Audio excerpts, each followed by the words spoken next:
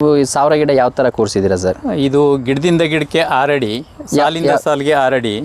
ಯಾವ್ದು ಸಾಲು ಸರ್? ಗಿಡದಿಂದ ಗಿಡಕ್ಕೆ ಒಂದು ಸಾಲು, ಗಿಡದಿಂದ ಗಿಡದ ಒಂದು ಸಾಲಿಗೆ ಇನ್ನೊಂದು ಸಾಲಿಗೆ 6 ಅಡಿ ಡಿಸ್ಟೆನ್ಸ್. ಯಾವ ಥರ ಅಂತ ತೋರಿಸ್ಬೋದಾ? ಇಲ್ಲಿ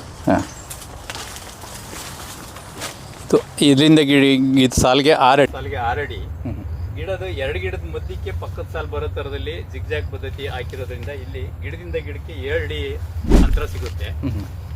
ನಂತರ ಇನ್ನೊಂದು ಸಾಲು 11 ಅಡಿ ಗ್ಯಾಪು, ಯಾಕಂದರೆ ಟ್ಯಾಕ್ಟ್ರು ವಗೈರೆ ಮತ್ತೊಂದು ಮುಗಿದೊಂದು ಹೋಗ್ಲಿಕ್ಕೆ ನಮಗೆ ಅನುಕೂಲ ಆಗೋ ರೀತಿಯಲ್ಲಿ ಗೊಬ್ಬರ ಎಲ್ಲ. ಅಂದರೆ ಈ ಸಾಲು ಮತ್ತು ಈ ಸಾಲು ಎರಡರೂ ಮಧ್ಯದಲ್ಲಿ ನೀವು 11 ಅಡಿ ಗ್ಯಾಪ್ ಬಿಟ್ಟಿದ್ದೀರಾ. 11 ಅಡಿ ಗ್ಯಾಪ್ ಏನು ಕೊಟ್ಟಿದ್ದೀರಾ ನೀವು? ಇದು ಟ್ಯಾಕ್ಟ್ರು ಹೋಗ್ಲಿಕ್ಕೆ ಮತ್ತೆ ಸನ್ಲೈಟ್ ಗಿಡ ಹತ್ರ ಹಾಕಿರೋದ್ರಿಂದ ಪಕ್ಕದ ಸಾಲಲ್ಲಿ ಹೆಚ್ಚು ಬೆಳಕು ಸಿಗ್ಲಿಕ್ಕೆ ಆ ರೀತಿ ಎಲ್ಲ ಯೋಚಿಸಿ ಹಾಕಿದ್ದೀವಿ. ಅಂದರೆ ಇದರಿಂದ ಇಳುವರಿ ಜಾಸ್ತಿ ಆಗುತ್ತೆ ಅಂತ ನೀವೇ ಉದ್ದೇಶ.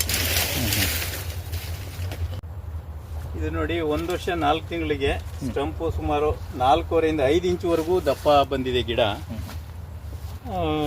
ಚೆನ್ನಾಗಿ ಬರ್ತಿದೆ. ಆದ್ರಿಂದ ಆಲ್ಮೋಸ್ಟ್ ನಿಮ್ಮ ತೋಟದಲ್ಲಿ 90 ಭಾಗ ಇದೆ, 90 ಭಾಗ ಇದೇ ರೀತಿ ಗಿಡ ಬಂದಿದೆ. ಹಾಗಾಗಿ ಚೆನ್ನಾಗಿ ಬರ್ಬೋದು. ಆಗಿದೆ, ನೋಡ್ತಾ ಇದ್ದೀನಿ ಕಾದು.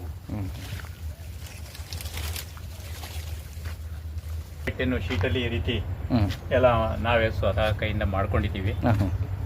ಒಳಗಡೆ ಸ್ವಲ್ಪ ಊಟಕ್ಕೆ ವ್ಯವಸ್ಥೆ ಮಾಡ್ಕೊಳ್ಳೋಕ್ಕೆ ಎಲ್ಲ ರೆಡಿ ಮಾಡ್ಕೊಂಡಿದ್ದೀವಿ. ಇದಕ್ಕೊಂದು 45 ರಿಂದ 50 ಸಾವಿರ ಖರ್ಚು ಬಂದಿದೆ.